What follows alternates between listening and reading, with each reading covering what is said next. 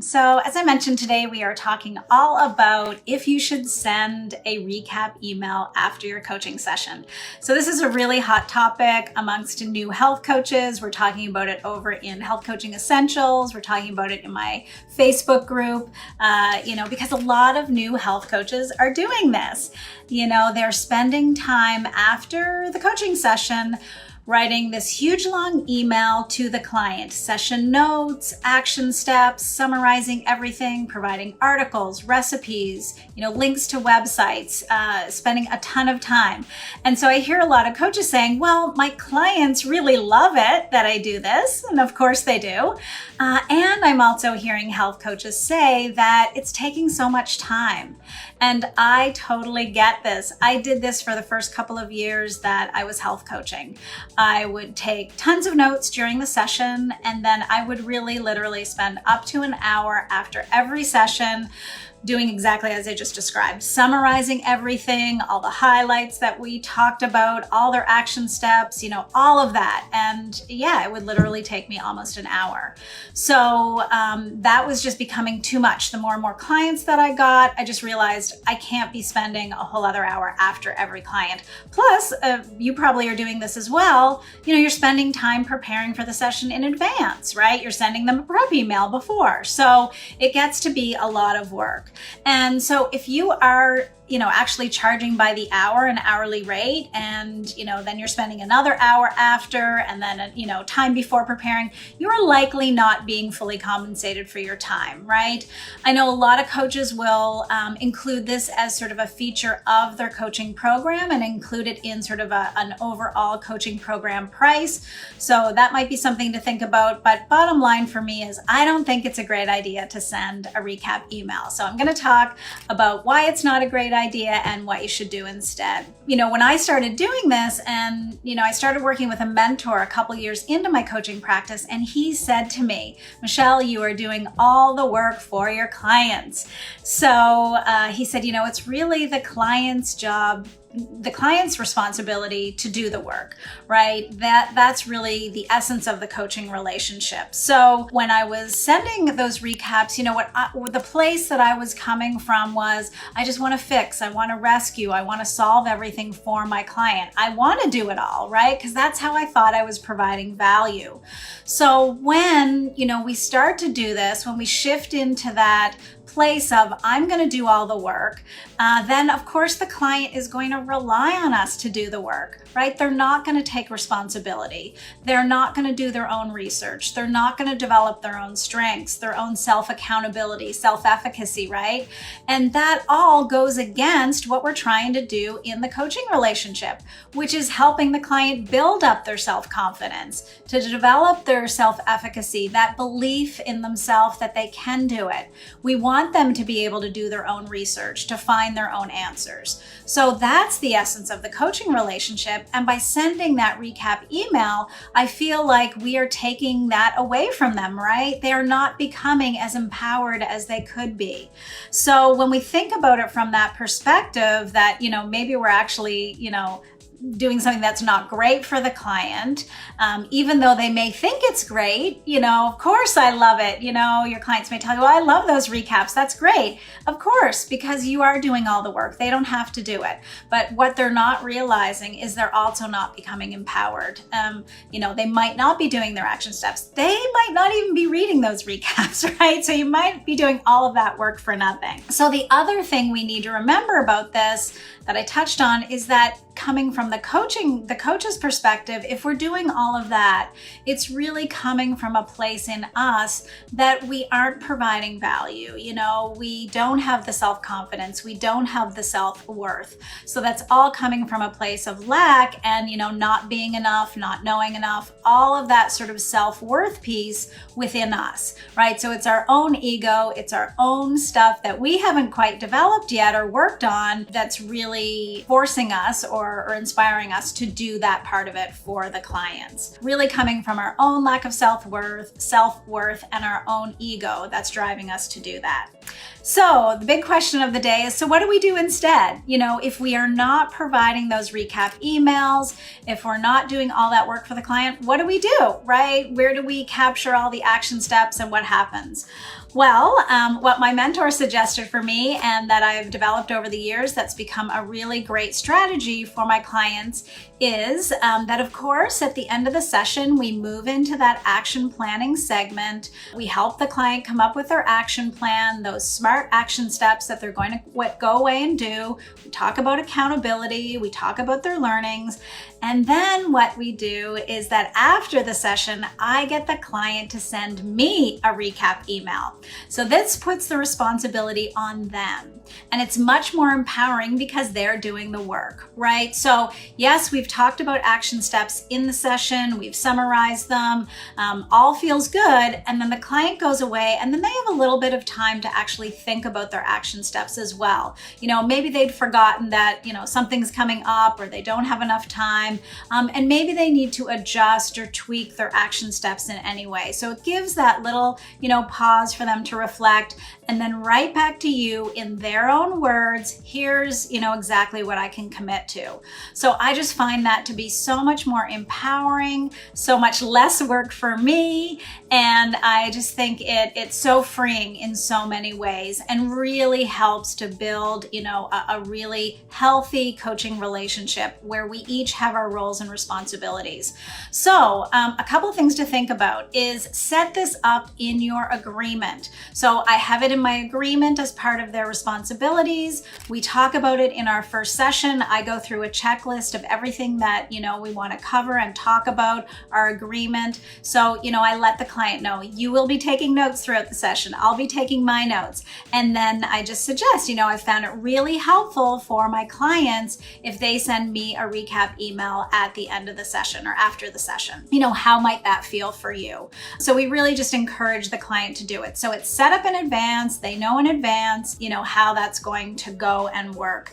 The other thing that I do is when they send me that recap email, I just print that out and then I keep it in my file as a record of what they've committed to. So then I've got that there. So what were some other things that I wanted to say? Yes, of course, you're going to still take notes. A lot of clients have said that, a lot of coaches have said, they share those notes with clients.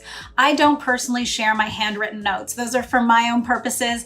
I take usually 2 or 3 pages of notes with every client session. I'm a big note taker, but that's really for my process, right? For me to really listen intently to the client to make sure that I've, picked up on certain things that they're saying and that I have a record of that. So those notes are really just scribbles. No one could ever make sense of them but me. So I just really keep those for my own purposes. And then at the end of the session, I do a little debrief. So the session's over and for my purposes, I do a little debrief there on those notes. What worked well during the session, what might I want to follow up with, what didn't go so well. So these are my notes about what I'm working on as a coach. And then again, I've got the notes that come back in from the client. What else around this? So I know some coaches have asked, so what do I do if I've already started my coaching relationship by sending recap emails? Can I switch midway to this other strategy? And I do think it is a little bit difficult to sort of switch gears midway. If your client is expecting this from you, if you've set it up as part of the coaching program, the coaching relationship, then it's going to feel like all of a sudden you're taking something away, you're, not providing a particular service. So I do think it's hard to switch midway. I don't think it's impossible. I do think that, you could do something like, hey, I'm just checking in. How's everything working with you? Are you finding those recaps helpful? If they say, well, I don't even really read them, or if you notice that they're not reading them, you kind of get a sense. And also too, if the client isn't following up and doing your action steps, you may say, hey, I notice, I send a recap email, we've outlined all of your action steps, but week after week, you're not really following up on those. I wondered if we might try another strategy. So you could go that route and just suggest, I wonder if it would be more empowering for you, more helpful for you, if you sent me a recap back, if you became more responsible for that part of, the work that you're doing here in our coaching relationship. So I think that could work as well. There was another strategy here that somebody else posted in our Facebook group that I wanted to share. Having a conversation with your client, if you're already sending recaps, again, just checking in, how's it going so far? And then maybe you could just mention, to your client, well, I'm trialing something new, a new strategy with some of my other clients.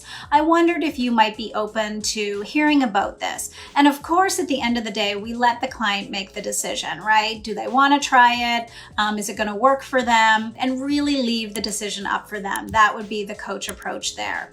So I think it's, really coming back to the fact that, you probably don't want to cut off a service that you've been providing all along. But going forward, of course, if you're finding that this is taking too much time, you don't feel like you're being compensated for it, and, if it's not empowering your client, then trying another way. And I have just found that having the client send those recap emails back to me is much more empowering. It comes more from the coach approach, believing that the client is naturally creative, resourceful, and whole. They have the answers. And again, it's about them doing the work. What are they going to do when they don't have you anymore, right? So if we do all the work for our clients, they're not going to learn and grow and develop their own self-efficacy, their own self-accountability, and their own belief and confidence in themselves that they can do the work and make change. So I'm noticing that we've got some comments here in the Facebook group. So I just wanted to double check to see if there's any questions I can answer here. Yeah, so Tina's saying, perhaps tell them that part of their growth is to transition the responsibility of recaps from coach to client. Right, if we just explain, I found that with my other clients, they're able to stick to their action steps better. They're able to connect back to their goals and their vision, if they're providing the recap to me. So explain the benefits, absolutely. Nancy's asking, and what is my experience? Do clients send the Yes, absolutely they do. We've set it up front, right? In that first session, we talk about, this is my role, these are my responsibilities, and these are yours. We've got that all outlined in the agreement. So this is not a surprise. And absolutely, they do it. This is not a long email. This isn't transcribing the whole session. This is really just having them reply back to me what those action steps are. I do have one client, and she uses this as a real reflection time, almost like journaling. So she does reflect on, here's what we talked about. Here are the learnings, the lessons, here's what I'm thinking about after our session. And that's just a process for her. So she's finding that really useful. But absolutely, if you set it up that way, roles and responsibilities, then I think your client will actually do it for sure. So Jana's asking the same thing. Do clients actually do it? Because it is rare that I ask clients to come back to me on something, and they rarely do, then I need to follow up. So again, I'd set it up, right at the beginning, at the end of your session, say, I look forward to your recap email. You might want to set a time frame on it. So, what feels reasonable? Can you get that to me, in the next 30 minutes, an hour? Maybe they need 24 hours. I wouldn't let it go much further than that, because then I think, time is drifting by here. We want to make sure that they're, sticking to a timeline on it. So Jana's saying, wow, I don't know if I could dare doing that. I know if you started off by doing this for your clients, you feel it's a huge piece of the value that you provide. I really just invite you to check into sort of your thought process, your thinking, and really where is that coming, from within you? Is it your ego? Is it because you don't feel like you provide enough value in the coaching session itself, right? If you've included it as a feature in your program, then, you're probably going to have to uphold that for now until you think about it, right? And maybe build that confidence to be able to do it. But I think about, we go to a lot of other practitioners. How many other practitioners send us, giant emails that might have taken 30 minutes, an hour to write after the session? Therapists don't do that. Doctors certainly don't do that. I definitely, I go to my naturopath. She sends a little, thing of a couple of notes in terms of things that I'm supposed to do. But those are notes that she's taken actually during the session. These are just sort of like treatment protocols. So I don't know of any other practitioners who spend that much time. So, to make this a worthwhile endeavor to be a health coach, if you start getting more and more clients, how are you going to fit that in? I think it really is something that takes a lot of time and energy from us that we're really not being compensated for. So let's see if there's any other comments there, or questions before we wrap up. Yeah, do you have experience with having to remind clients if they don't do it soon enough?